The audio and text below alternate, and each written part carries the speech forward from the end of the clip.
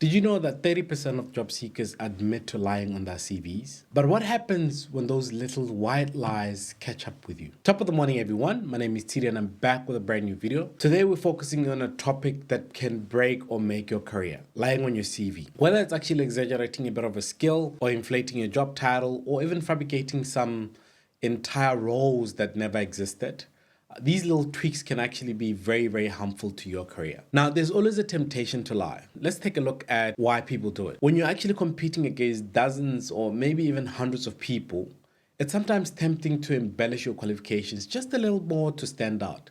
Maybe you can claim a bit of proficiency in a certain software that you've actually barely touched, and you don't even know how to log into that software.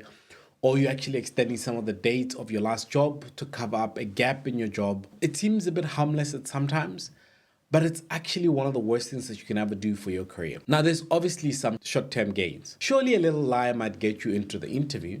It might even land you the job. In the short term, it can actually feel like you've outsmarted the system. You're already in, and now you have all this to prove to yourself that you can actually do this.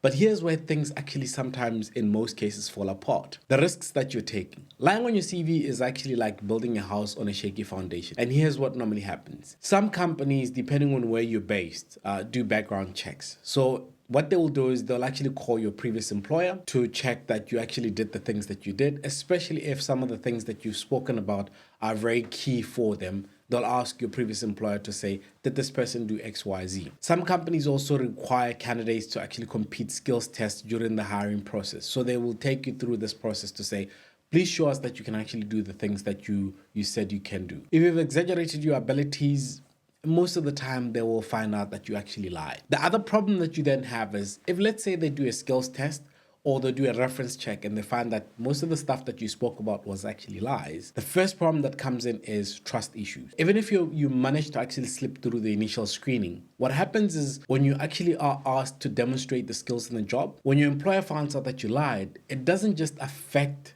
the particular role that you've actually worked at, it impacts your entire reputation. And then there are also real life consequences that you might then also face. For example, there's a high profile case where Scott Thompson, the former CEO of Yahoo, for example, in 2012, he was forced to resign after it was revealed that he actually falsely claimed to have a computer science degree in his CV. There's also been some leaders that have actually also been forced to resign because we found out years later that they had actually plagiarized. So deceit in most cases always catches up with you at some stage.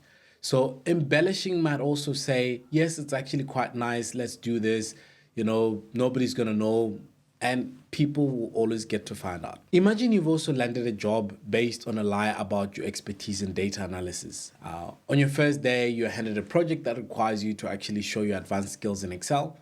You struggle and your manager actually notices that. Even if they didn't really know exactly how bad you were, and they give you this project and your pivot tables are not pivoting, everything is just all over the place.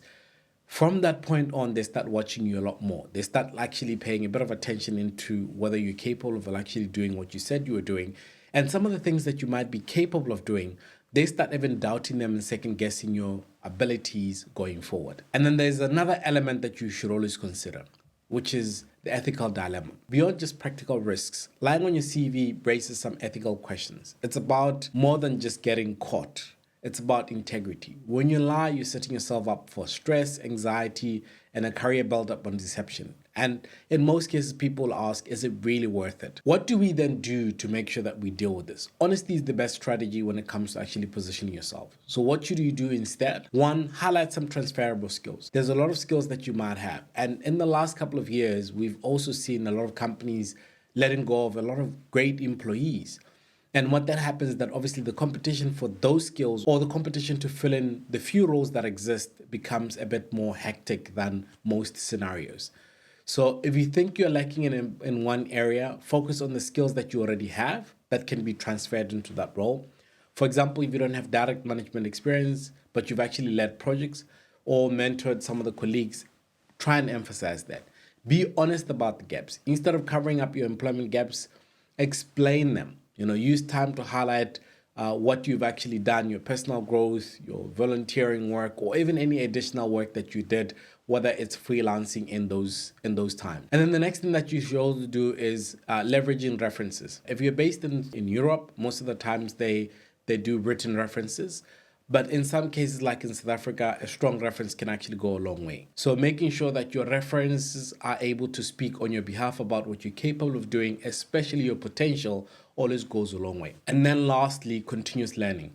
If you've been missing out on a specific key skill, there's so many things that you can actually learn. You can also learn that skill online. So let's say, for example, you've been applying for data analysis role, and then you realize that they keep on asking you to see if you've got certain skills in a specific field that you've only done one or two things about it.